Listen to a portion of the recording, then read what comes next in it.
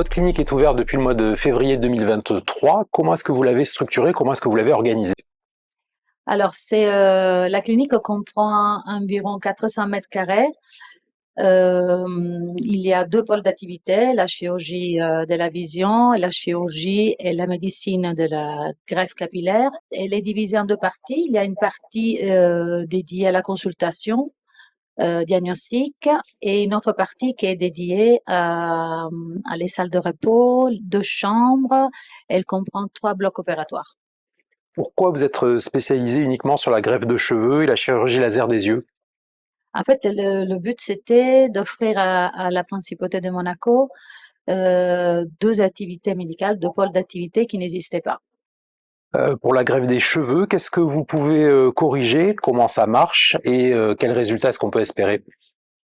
Ici, nous faisons toutes les techniques des greffes de cheveux, soit les plus anciennes si vous voulez, donc la FUT, donc la bandelette, mais nous avons, la plupart de nos interventions sont une mini chirurgie, ok, chirurgie mini invasive. Donc, nous faisons la technique FUE, c'est-à-dire follicule par follicule.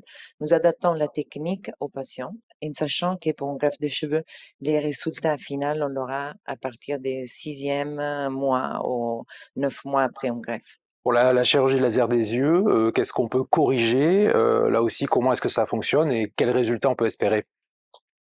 Alors, on peut aujourd'hui corriger toutes les amétropies, c'est-à-dire la myopie si l'œil est trop grand, l'hypermétropie quand l'œil est un peu plus petit, l'astigmatie, c'est-à-dire qu'un œil qui est ovale au lieu d'être sphérique, et la presbytie, maintenant c'est la grande nouveauté.